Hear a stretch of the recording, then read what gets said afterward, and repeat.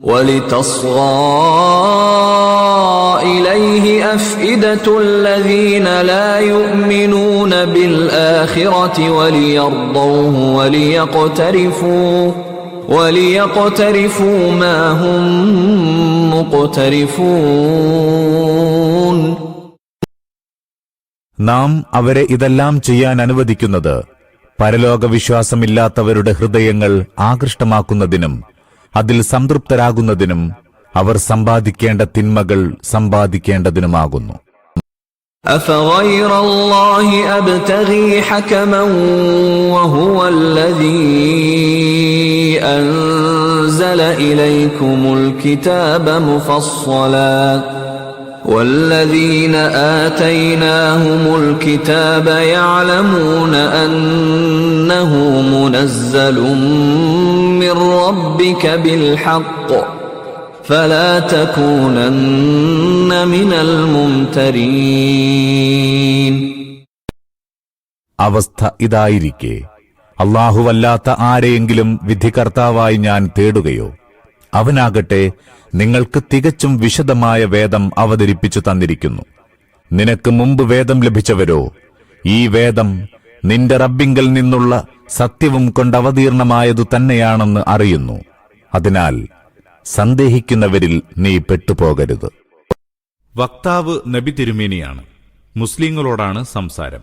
ഉദ്ദേശ്യമിതാണ്: അള്ളാഹു തന്റെ ഗ്രന്ഥത്തിൽ ഈ യാഥാർത്ഥ്യങ്ങളെല്ലാം വളരെ വ്യക്തമായി വിവരിച്ചു തന്നിരിക്കുന്നു. പ്രകൃത്യതീതമായ ഇടപെടൽ കൂടാതെ പ്രകൃതിപരമായ മാർഗേണയാവണം സത്യത്തെ വിജയിപ്പിക്കുക എന്നവൻ തീരുമാനിക്കുകയും ചെയ്തിരിക്കുന്നു. ആ സ്ഥിതിക്ക് അള്ളാഹുവിന്റെ പ്രസ്തുത തീരുമാനത്തിൽ പുനഃപരിശോധന നടത്താൻ ഒരമാനുഷിക സംഭവം കാണിച്ച് ഇവരെ ആശ്വസിപ്പിക്കാൻ മറ്റേതെങ്കിലും ഒരു അധികാരശക്തിയെ ഞാൻ അന്വേഷിക്കണമെന്നാണോ നിങ്ങൾ പറയുന്നത്? സംഭവങ്ങളെ വ്യാഖ്യാനിക്കാൻ ഇപ്പോൾ കണ്ടുപിടിക്കപ്പെട്ട പുതിയൊരു കാര്യമല്ല പ്രവാചകത്വവും വേദാവതരണവും. ഖുർആൻ പ്രതിപാദിച്ചത് തികച്ചും പരമാർത്ഥമാണെന്നും ഒരു മാറ്റവും സംഭവിച്ചിട്ടില്ലാത്ത ശാശ്വത യാഥാർത്ഥ്യമാണതെന്നും ദൈവഗ്രന്ഥങ്ങളെപ്പറ്റിയും പ്രവാചക ദൌത്യത്തെക്കുറിച്ചും പരിചയമുള്ള വേദക്കാർക്കെല്ലാം നന്നായി അറിയാവുന്നതാണ്. وَتَمَّتْ كَلِمَةُ رَبِّكَ صِدْقًا وَعَدْلًا لَا مُبَدِّلَ لِكَلِمَاتِهِ وَهُوَ السَّمِيعُ الْعَلِيمُ. നിന്റെ റബ്ബിന്റെ വചനം സത്യത്താലും നീതിയാലും സമ്പൂർണമായിരിക്കുന്നു. അവന്റെ അരുളപ്പാടുകൾ ഭേദഗതി ചെയ്യുന്നവനായി ആരുമില്ല. അവൻ എല്ലാം കേൾക്കുന്നവനും അറിയുന്നവനുമല്ലോ. وَإِن تُطِعْ أَكْثَرَ مَن فِي الْأَرْضِ يُضِلُّوكَ عَن سَبِيلِ اللَّهِ إِن يَتَّبِعُونَ إِلَّا الظَّنَّ وَإِنْ هُمْ إِلَّا يَخْرُصُونَ. പ്രവാചക, നീ ഭൂവാസികളിൽ ഭൂരിപക്ഷത്തിന്റെ ഇംഗിതമനുസരിച്ച് നടക്കുകയാണെങ്കിൽ അവർ നിന്നെ ദൈവിക സരണിയിൽ നിന്ന് വ്യതിചലിപ്പിക്കുന്നതാകുന്നു. അവരോ കേവലം ഊഹങ്ങളെ പിൻപറ്റുകയും അനുമാനങ്ങൾ നടത്തുകയുമാണ് ചെയ്യുന്നത്. ഭൂലോകത്തുള്ള ഭൂരിപക്ഷം ജനങ്ങളും വിജ്ഞാനത്തിനു പകരം അനുമാനത്തെയും ഊഹാപോഹത്തെയുമാണ് പിന്തുടരുന്നത്. അവരുടെ വിശ്വാസാദർശങ്ങൾ, പ്രത്യയശാസ്ത്രങ്ങൾ, ജീവിത തത്വങ്ങൾ, നിയമങ്ങൾ എല്ലാം തന്നെ അനുമാനാധിഷ്ഠിതങ്ങളാണ്.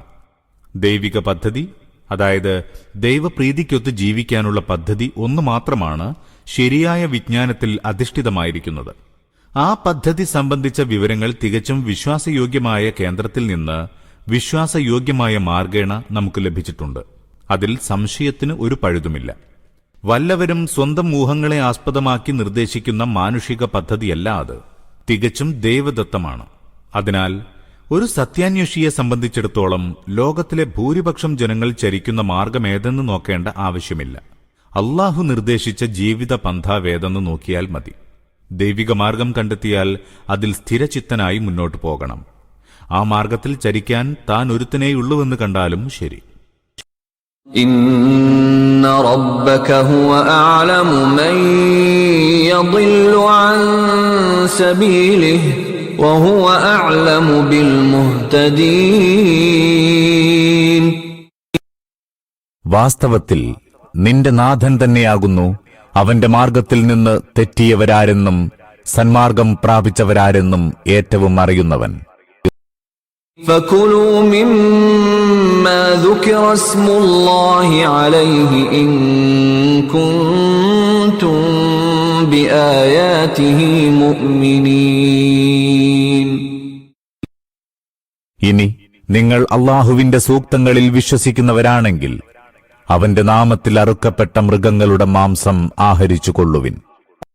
ഭൂവാസികളിൽ ഭൂരിഭാഗവും കേവല അനുമാനത്തിന്റെ അടിസ്ഥാനത്തിൽ നിർണയിച്ചുവെച്ചതും മതപരമായ അതിർവരമ്പുകളെന്ന അവസ്ഥ കൈവന്നതുമായ നിരവധി ആചാരാനുഷ്ഠാനങ്ങളുണ്ട്. അവയിലൊന്ന് വിവിധ ജനസമുദായങ്ങൾക്കിടയിൽ കാണുന്ന ഭക്ഷ്യവസ്തുക്കളെ സംബന്ധിച്ച സങ്കല്പമത്രേ. അവർ ചില വസ്തുക്കൾ നിഷിദ്ധമായും മറ്റു ചിലത് അനുവദനീയമായും സ്വയം കൽപ്പിച്ചു വച്ചിരിക്കുന്നു. വാസ്തവത്തിൽ അതിനൊന്നും ദൈവത്തിന്റെ അനുമതിയില്ല. അല്ലാഹുവിങ്കൽ ഹലാലായത് ഹറാമാക്കാനോ ഹറാമായത് ഹലാലാക്കാനോ ഇവർക്ക് ഒരധികാരവുമില്ല. ദൈവനാമം ഉച്ചരിച്ച് അറുത്ത മൃഗങ്ങളുടെ മാംസം നിഷിദ്ധമാണെന്നും ദൈവനാമം ഉച്ചരിക്കാതെ അറുക്കപ്പെട്ടതിന്റെ മാംസം അനുവദനീയമാണെന്നുമുള്ള ഇവരുടെ വാദം വിശേഷിച്ചും സ്വയം കൽപ്പിച്ചുണ്ടാക്കിയതാണ്. ഇതിനെ നിഷേധിച്ചുകൊണ്ടാണ് പ്രകൃത സൂക്തം അവതരിച്ചിരിക്കുന്നത്. ഇതു സംബന്ധമായി അല്ലാഹു സത്യവിശ്വാസികളെ ഉദ്ബോധിപ്പിക്കുന്നത് ഇതാണ്: അല്ലാഹുവിൽ ആത്മാർത്ഥമായി വിശ്വസിക്കുകയും അവന്റെ വിധിവിലക്കുകൾ അനുസരിക്കുകയും ചെയ്യുന്നുവെങ്കിൽ അവിശ്വാസികളും ബഹുദൈവ വിശ്വാസികളും ആചരിച്ചുവരുന്ന അന്ധവിശ്വാസ ജഡിലവും പക്ഷപാത പങ്കിലവുമായ ദുരാചാരങ്ങളെ പറ്റെ കൈവിടണം. ദൈവത്തിന്റെ നിർദ്ദേശമില്ലാതെ ചുമത്തപ്പെട്ട ഒരു ഉപാധിയും ദൈവവിശ്വാസികൾക്ക് സ്വീകാര്യമല്ല. അല്ലാഹു നിഷിദ്ധമാക്കിയതാണ് നിഷിദ്ധം, അല്ലാഹു അനുവദിച്ചതാണ് അനുവദനീയം. وَمَا لَكُمْ أَلَّا تَأْكُلُوا مِمَّا ذُكِرَ اسْمُ اللَّهِ عَلَيْهِ وَقَدْ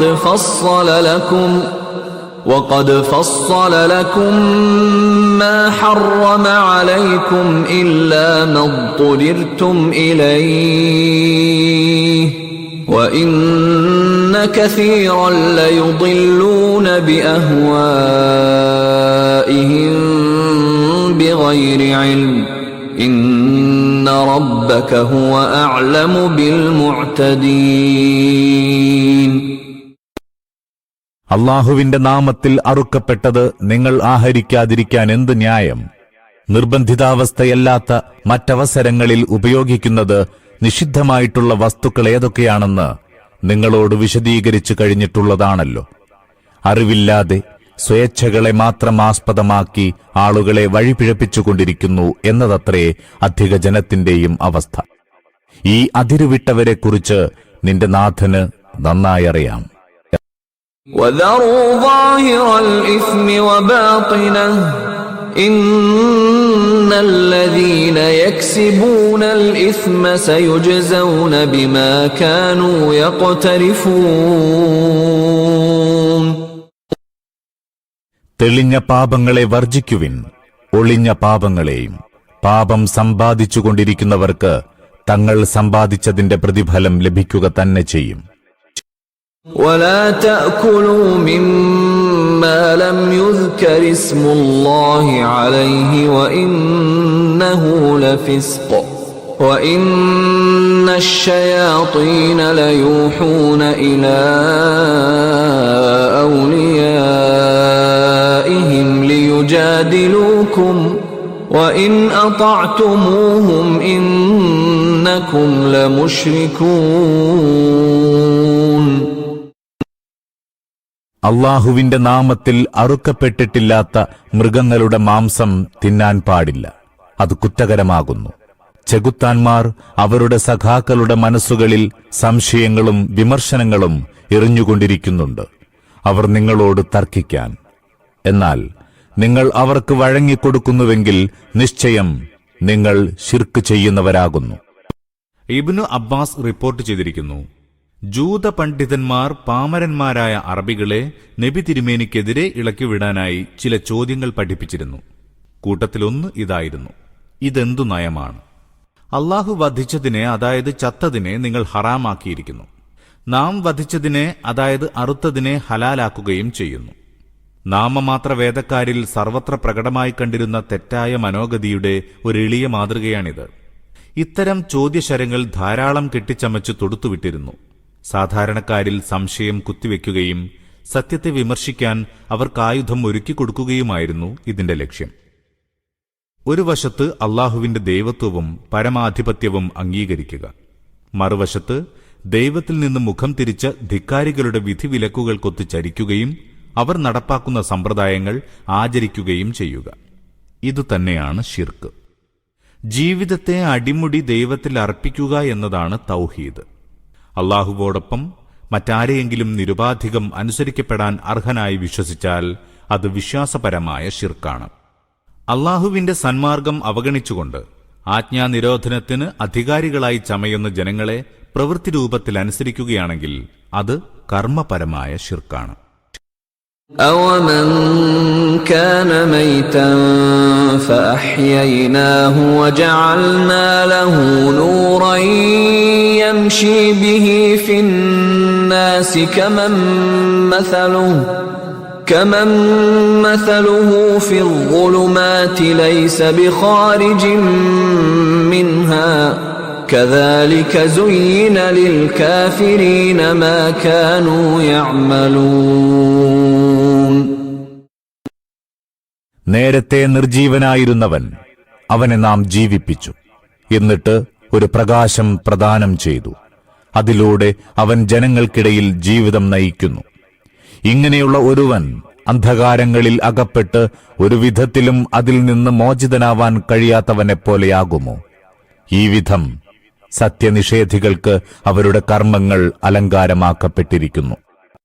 നിർജീവാവസ്ഥ കൊണ്ട് ഇവിടെ വിവക്ഷിച്ചത് അജ്ഞതയുടെയും അബോധത്തിന്റെയും അവസ്ഥയാണ്.